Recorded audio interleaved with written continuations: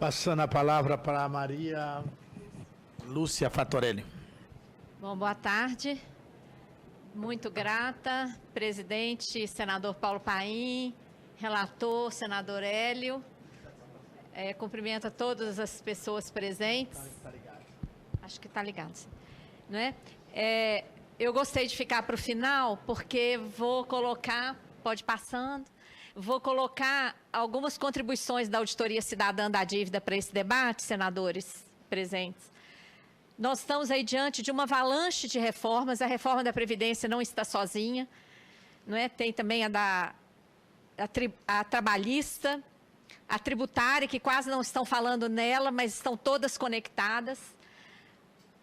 A da Previdência, especificamente, por trás dela, argumentos insustentáveis.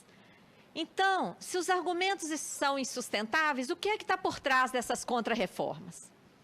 O sacrifício social para cumprir a emenda constitucional 95, resultante da aprovação da PEC 55, ou PEC 241, que é o quê? Colocar o ajuste fiscal na Constituição Federal.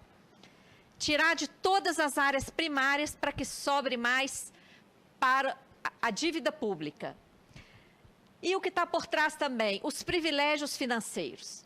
Destinar mais recurso para a chamada dívida pública. Nesse sentido, eu já inicio fazendo uma proposta que essa CPI resgate as investigações da CPI da dívida pública, feita na Câmara dos Deputados em 2009, concluída em 2010.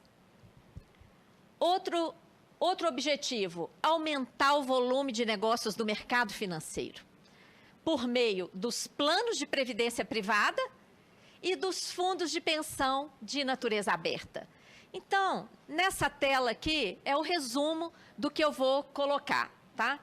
Então, a conjuntura, numa conjuntura de corrupção generalizada em todos os poderes, nós temos aí uma crise fiscal e uma avalanche de reformas, todas elas conectadas entre si. O principal argumento da reforma da Previdência é o falacioso déficit, que não existe.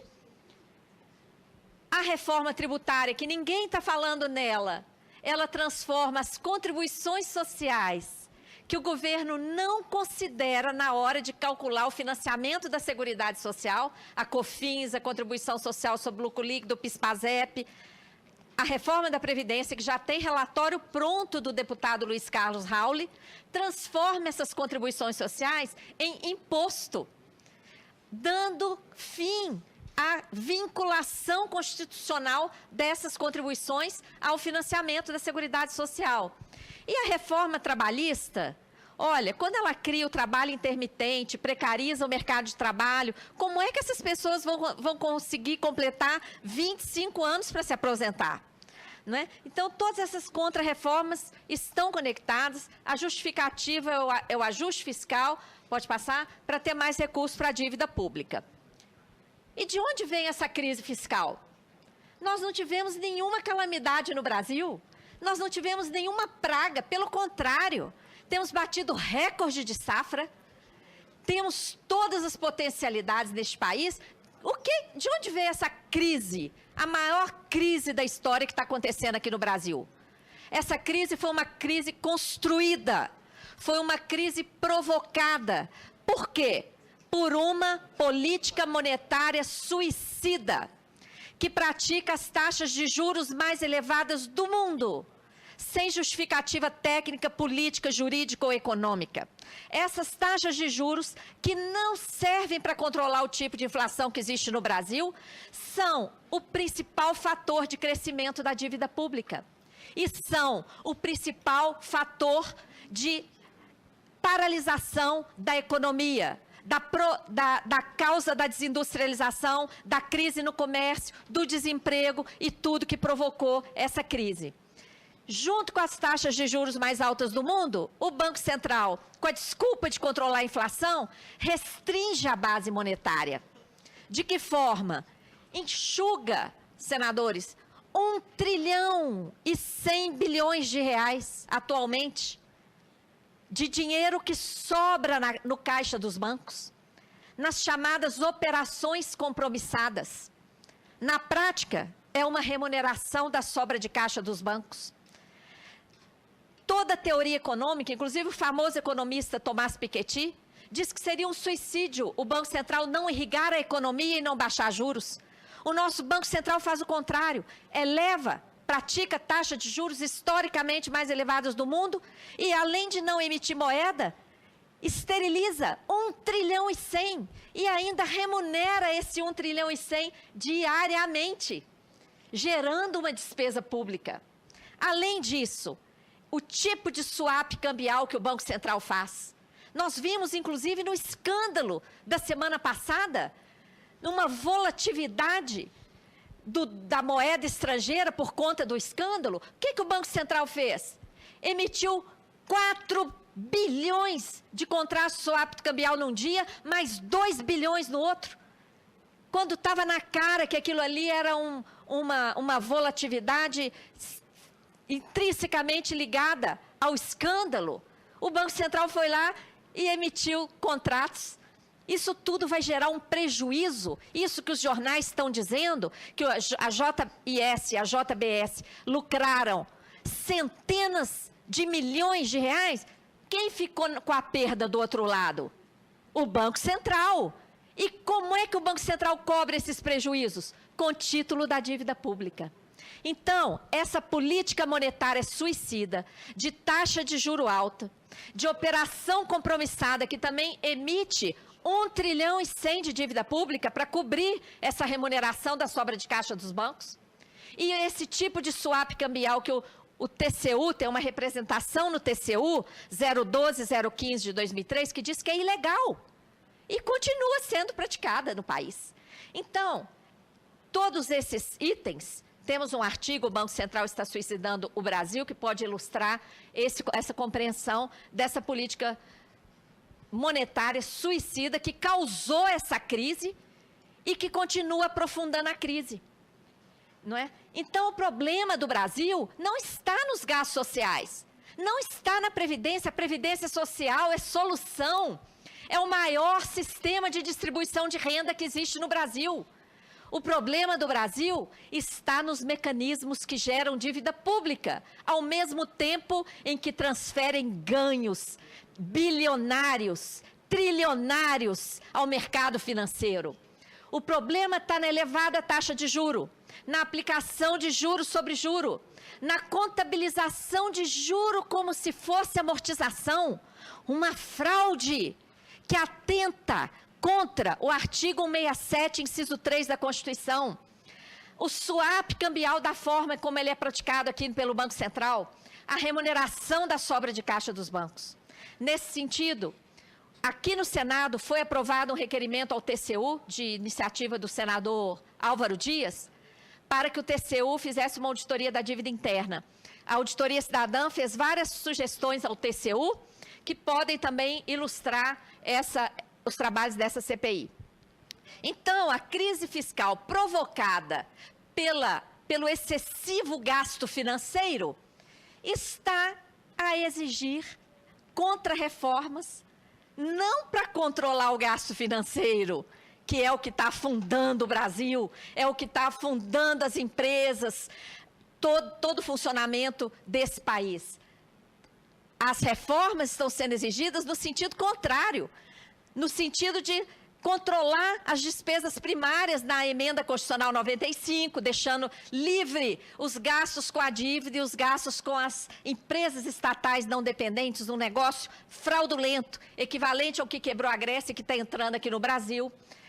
O PLP 343, amarrando os estados para privilegiar a dívida. A emenda 93, que aumentou a DRU para 30%, doutor Diego Cherulli já falou nisso.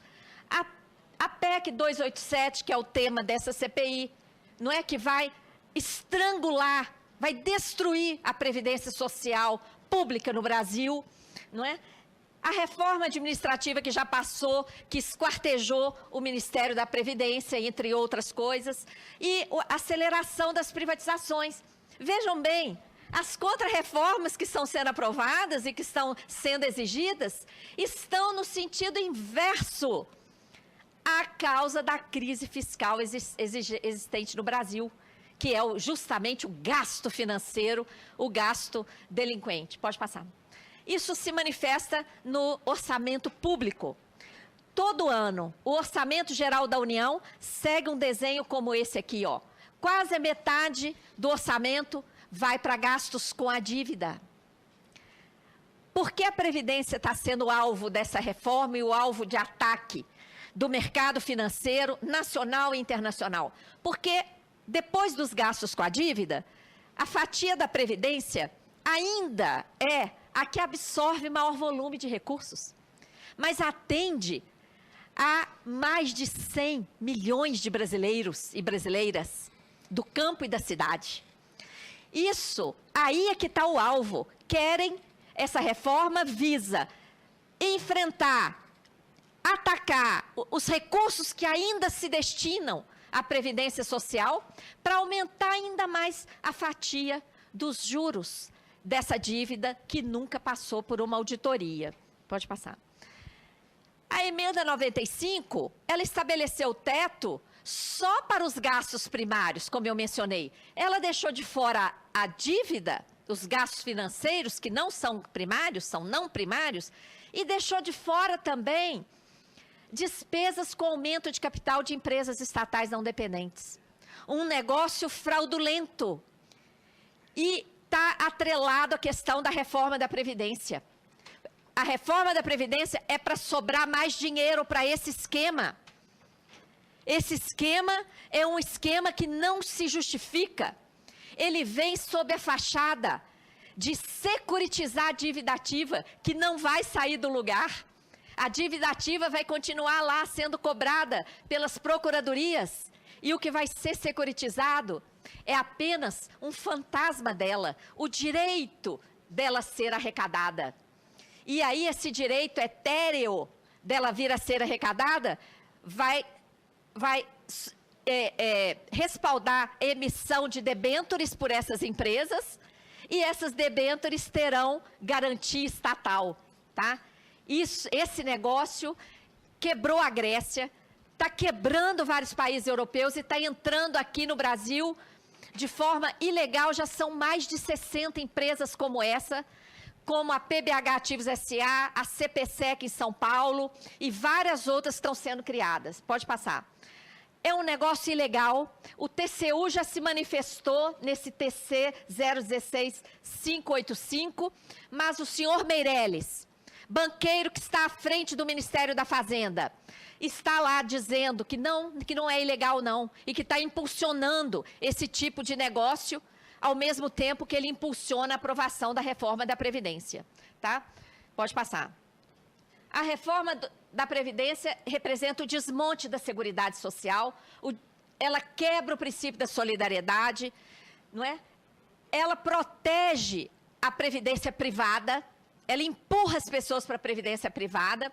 Os argumentos apresentados são insustentáveis, como eu vou passar rapidamente aqui por alguns, e ela vem amparada em propaganda abusiva, que chegou a ser proibida pela Justiça, mas, infelizmente, a atual presidente do STF liberou. Pode passar.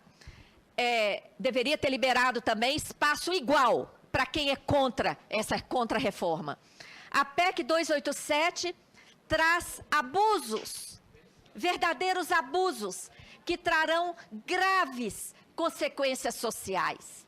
Ela traz o fim da aposentadoria por idade. Trabalhadores rurais, mulheres e trabalhadores mais vulneráveis, que são obrigados a ficar na informalidade, são obrigados a trabalhar por meio de bicos, porque o atual modelo econômico não garante emprego, não obedece o artigo 6º da Constituição Federal, que coloca o emprego como um dos direitos sociais. Todas essas pessoas, mulheres, rurais e os setores mais vulneráveis, empurrados a sobreviver às custas de bicos, não terão mais direito à aposentadoria. Porque essa reforma extingue a aposentadoria por idade. ela exige idade mínima de 65 anos para homens e 62 para mulheres. Isso é idade mínima. Ninguém vai conseguir se aposentar com essa idade. Vai se aposentar muito depois disso. Vai viver, trabalhar e muitos vão morrer sem chegar a se aposentar. Coloca 40 anos de contribuição para o direito a uma aposentadoria integral, que nem é tão integral assim. É uma média de todas as contribuições. Isso vai dar no máximo 80%, no máximo 80%. Reduz o valor geral das aposentadorias, precariza a aposentadoria rural e passa a exigir contribuição mensal do trabalhador que vive de safras e de várias outras questões específicas, exclui as regras de transição vigentes, impede a acumulação de aposentadoria e pensão por morte quando essas duas somadas ultrapassarem a 2 salários mínimos. Olha, acima de 2 salários mínimos é privilégio, não é? Eleva a idade para o recebimento do BPC, do benefício da LOAS, para 68 anos de idade. Esse benefício é pago para pessoas deficientes e pessoas com renda familiar inferior a 1/4 do salário mínimo por pessoa. Nós estamos falando de R$250.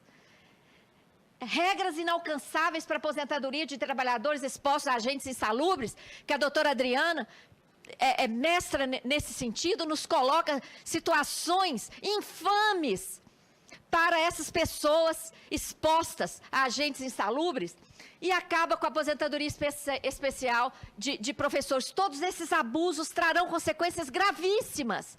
Representa, sim, como a doutora Thaís também é mestra na questão do retrocesso social, que a nossa Constituição proíbe essa reforma, nem para a inflação, nem para o controle da dívida, nem para o juro, nem para o crescimento do PIB. Na realidade, ela é uma solução para o sistema financeiro nacional e internacional, que precisa urgentemente de fundos financeiros que vão captar a papelada podre que está aí nos mercados financeiros. Esses fundos financeiros, tanto da Previdência Privada, como da Previdência Complementar Aberta, em âmbito federal, de todos os estados, de todos os municípios, olha quanto destino para a papelada podre que está ameaçando o sistema financeiro mundial. É disso que se trata essa reforma. Os seus argumentos são todos injustificáveis, imprestáveis. O que se quer é beneficiar o mercado financeiro. O déficit é uma mentira. A Anfip já esteve aqui nessa CPI, já colocou os dados, eu apenas coloco aqui um resumo. O déficit da Previdência, como coloca o governo, ele é fabricado. Deixam de considerar o conjunto de receitas previstas no artigo 195 da Constituição Federal para pegar apenas o INSS e comparar com todo o gasto da Previdência. Se fizermos a conta honestamente, todo ano nós temos dezenas de bilhões de reais de superávit na Seguridade Social. Além do mais, é uma infâmia falar em déficit quando se tem uma DRU que morde 30% dos recursos. Se existisse déficit, que recurso haveria para desvincular? Pode passar. O governo fala também agora do déficit da Seguridade. Como é que ele calcula o déficit da Seguridade? Ele inclui... ele deixa de considerar primeiro as receitas que são desvinculadas por meio da DRU, ele desconsidera as receitas perdidas por meio da desoneração da folha e ele inclui as despesas da Seguridade Social dos regimes próprios de servidores, tá? Pode passar. As renúncias fiscais estão aqui nesse quadro, compilado pela Anfip, está aqui a referência, a CPI pode usar esses dados, não é? Renúncias fiscais de centenas de bilhões de reais. Como falar em déficit da Previdência ou da Seguridade quando temos aqui centenas de bilhões de reais de renúncias? Pode passar. E também, como falar em déficit quando nós temos a cobrar dívida de empresas com a Previdência Social que ultrapassam 400 bilhões de reais. No topo da lista, Varig, JBS, bancos e vários institutos. Pode passar. O governo fala do problema da longevidade que a população está vivendo muito. Longevidade não é problema, é bênção. Todo esforço da ciência, da saúde, da medicina é para que vivamos mais e melhor. O problema está no desemprego. Nós temos hoje 14 milhões de desempregados. Em dezembro eram 12 milhões. E mais 64 milhões de pessoas fora do mercado de trabalho, na informalidade ou abandonadas Brasil afora. Se essas 78 milhões que estão na informalidade e que estão desempregadas ou abandonadas estivessem trabalhando e contribuindo, não haveria problema nenhum de financiamento. Então, o problema não é que as pessoas estão vivendo muito. O problema é que está faltando muita contribuição por conta, de novo, do descumprimento do artigo 6º da Constituição Federal, da aplicação de um modelo insano de economia que não gera emprego e renda. Pode passar. O que está por trás da reforma da Previdência? É aumentar os gastos com a dívida. Isso aqui está comprovado no orçamento de 2017, encaminhado pelo governo aqui para o Congresso. Ele já coloca 50,66% para a dívida e 19% para a Previdência. Enquanto no de 2016 eram 44% para a dívida e 22,5% para a Previdência. Pode passar. O papel da dívida pública, historicamente, tem sido um papel de dívida sem contrapartida alguma. Dívidas, desde a nossa decretação da independência, senador Paim. Nesse sentido, pode passar. Tivemos várias ilegalidades, vários indícios de ilegalidade, ilegitimidade, até suspeita de renúncia à prescrição da dívida externa com bancos privados internacionais. Tudo isso comprovado pela CPI da dívida pública. Em 2009 e 2010, procedimentos administrativos foram protocolados no Ministério Público, mas, infelizmente, até o momento, nenhuma providência foi tomada para enfrentar o sistema da dívida. As análises técnicas da Auditoria Cidadã da Dívida estão nesse link, estão à disposição dessa CPI, assim como o nosso trabalho voluntário. Apenas para comprovar algumas ilegalidades indicadas pela CPI. Esse quadro, apresentado pelo Banco Central à CPI, olha só, ele mostra de dezembro de 95 até julho de 2009, porque foi quando aconteceu a CPI, nós tínhamos lá em 2009 uma dívida líquida de 1.283 trilhão, e qual foi o impacto dos juros nesse estoque de 1.293 trilhão lá em julho de 2009. Um impacto, olha aqui, ó, de 1.530 trilhão. Veja, é uma dívida de juros. É uma dívida de juros sobre juros comprovada em dado oficial do Banco Central enviado à CPI da dívida. Uma das principais fraudes comprovadas pela CPI da dívida. Contabilização de juros como se fosse amortização. Essa é a mega pedalada fiscal. Todo ano, uma atualização paralela de todo o estoque da dívida, faz-se uma atualização paralela. Essa atualização paralela é paga por meio da emissão de novos títulos. Na verdade, essa atualização corresponde a uma parcela dos juros nominais e está sendo paga por meio da emissão de novos títulos, tá? Isso é inconstitucional, fere o artigo 167, inciso 3 da Constituição. Pode passar. Dados oficiais comprovam isso. Esse aqui é a foto daqui do Senado Federal, o quadro da execução orçamentária. O valor pago de juros em 2015, de acordo com o CIAF, 208 bi. E 753 bi de amortização ou refinanciamento. Se nós tivéssemos amortizado 753 bilhões em 2015, o estoque da dívida teria caído, correto? Se tivéssemos apenas refinanciado, o estoque da dívida teria se mantido constante, correto? O que aconteceu com o estoque da dívida? Em 2015, partiu de 3 trilhões 204, terminou em 3 trilhões 936. o estoque da dívida aumentou 732 bilhões.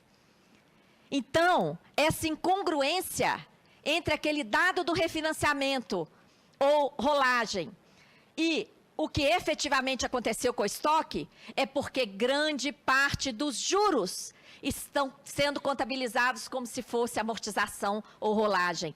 Pode passar. Isso absorve grande volume de recursos.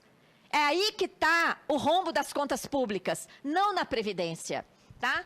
O sistema da dívida, então, tem funcionado para absorver uma grande quantidade de recursos públicos. Não é? O sistema da dívida funciona ao contrário do endividamento público, que deveria financiar o orçamento público. O sistema da dívida sangra o orçamento público e privilegia o sistema financeiro. Tá? Funciona por meio de várias engrenagens que privilegiam esse modelo econômico que esteriliza a economia do país, garante privilégios financeiros aos bancos, se move pela corrupção, como essa contabilização de juros, como amortização, por exemplo, conta com a direção dos organismos internacionais. A prova, pode passar? A prova da influência dos organismos internacionais, tanto no sistema da dívida como na Previdência. Nós resgatamos várias cartas de intenção, senador. Desde a primeira carta de intenção do FMI aqui no Brasil, está lá a interferência, a exigência de uma reforma da Previdência. Todas em 83, em 88, 89, para atingir metas fiscais, reformar a Previdência, em 98, em 99, não vai dar tempo de ler aqui, mas esse material vai todo ficar aí, fazer parte dos anais da CPI, pode passar. E, por último, agora, em 2003 também, e agora em 2017, o FMI afirma que a reforma da Previdência é imperativa para o Brasil. Veja bem, a relação da dívida dos organismos internacionais e essa reforma que não interessa ao Brasil, pode passar, não interessa ao povo brasileiro. Como eu falei, a PEC 287 aumentará o privilégio dos bancos. Os bancos lucram com a previdência privada que não oferece garantia alguma à classe trabalhadora, irão administrar os fundos de previdência, fundos de pensão de natureza aberta, que estados e municípios terão que abrir. É isso aqui que está por trás dessa reforma, porque os argumentos colocados são todos imprestáveis. Então, é isso aqui que está por trás. Quem ganha? Os bancos. A lucratividade dos bancos aqui no Brasil é superior às taxas de lucratividade em qualquer outro lugar do mundo. Até em 2015, quando toda a economia do país cresceu, até o PIB do país encolheu, o lucro dos bancos continuou crescendo exponencialmente. Pode passar. Nada disso, senador, teria menor importância se não tivesse impacto social. E o impacto é inaceitável. Como é possível o Brasil, nona economia mundial, ter a pior distribuição de renda do mundo, estar em 79º lugar no ranking dos direitos humanos, o IDH, medido pela ONU? Isso é inaceitável. Essa contra-reforma da Previdência vai aprofundar isso aqui. Por isso que faremos tudo para não deixá-la ser aprovada. Pode passar. Nada disso precisaria estar acontecendo. Para que retirar direitos se o Brasil é tão rico? Nós somos o país da abundância. Nossa realidade é de abundância. Nós temos nióbio, petróleo, terra, água, clima favorável, todas as fontes de energia, riqueza humana e cultural, riquezas financeiras. Mas nós vivemos num cenário de escassez, num cenário de crises, num cenário que falta recurso para tudo. Nós temos que sair desse cenário urgentemente. Para isso, teremos que enfrentar o modelo econômico. O modelo econômico desenhado para concentrar renda e riqueza não serve mais. Nós queremos outro modelo econômico que impulsione o desenvolvimento econômico e social. E para isso acontecer, vai ter que enfrentar a política monetária suicida. Não pode mais ter essa política monetária suicida. Vai ter que enfrentar o modelo tributário regressivo. Parar de cobrar dos mais pobres, que consomem um pacote de macarrão com esmola que ganha e paga mais de 20% de imposto e deixa livre os lucros, as remessas para o exterior, as isenções, as desonerações e etc. E vai ter que enfrentar o sistema da dívida, que exige continuamente esse ajuste fiscal absurdo, exige privatizações do nosso patrimônio, exige as contrarreformas e ainda impulsiona esquema que gera dívida pública. Não é? Então, pode passar? A conjuntura de crise não pode justificar tudo, principalmente porque grande parte da classe política que está impulsionando a partir do Executivo essas reformas e que está votando aqui no Congresso essas reformas, está listada, denunciada por crimes de corrupção. Então, não é possível que essas modificações continuem passando, sendo votadas por uma classe política manchada, não é? Passa. Nós queremos saber que dívida é essa, a dívida que está por trás aí dessas contrarreformas. De onde vem essa dívida? Que dívida é essa? O que é dívida mesmo? E o que são esses mecanismos financeiros que geram dívida? Só a auditoria pode responder, pode passar. A auditoria está prevista na Constituição e nunca foi realizada, não é? Uma CPI da Câmara foi muito importante, mas ainda não significou a realização da auditoria, tá? O Equador fez a auditoria, inverteu essa lógica, nós queremos fazer essa auditoria aqui no Brasil também. Pode passar. Finalizo deixando aqui requerimentos da Auditoria Cidadã a essa CPI. Em primeiro lugar, interromper a tramitação dessa PEC 287, pois os argumentos apresentados pelo governo para justificá-la são insustentáveis. São todos insustentáveis, todas as pessoas que estão falando aqui estão comprovando isso. Não é possível continuar tramitando se os argumentos são insustentáveis. Tem que parar para ver direito. Segunda reivindicação, identificar as verdadeiras razões para o rombo das contas públicas. Não é a Previdência. Tais como os mecanismos de contabilização de juro como se fosse amortização. Qual está sendo o custo dessa manobra que está provocando aumento da dívida, provocando aumento do pagamento de juros, burlando a Constituição Federal? Qual é o impacto do swap cambial, da forma ilegal, como diz a representação do TCU, que está sendo feita pelo Banco Central? Qual é o impacto das operações compromissadas, que estão esterilizando 1 trilhão e 100, sendo remuneradas diariamente? E, acima de tudo, o impacto desses juros extorsivos, que também não tem justificativa, técnica, política, nem jurídica, nem econômica. Mais um detalhe, tudo que pagamos, senador, desses juros da dívida, dessas operações compromissadas, desse swap cambial, é tudo sigiloso. É tudo sigiloso. Não sabemos para quem pagamos. Então, veja bem, a reforma está no sentido contrário. A reforma que nós precisamos é uma reforma no gasto financeiro, sigiloso. Nós temos que resgatar as investigações feitas pela CPI da dívida pública, concluída em 2010 na Câmara dos Deputados, e avançar, estabelecendo controle sobre os gastos sigilosos com essa dívida pública e com esses mecanismos que geram dívida. Pode passar? Finalizo agradecendo, deixando essa foto aqui, ó. Essa foto é do lixão de Brasília. São pessoas, brasileiros e brasileiras, irmãos nossos que estão lá, vivendo do lixo de Brasília. São sujeitos de direitos de acordo com a Constituição Federal. Esses nunca se aposentarão. Nunca. Se essa reforma for aprovada. Muito grata. Muito bem, Maria Lúcia Fattorelli, representante da Auditoria Cidadã da Dívida.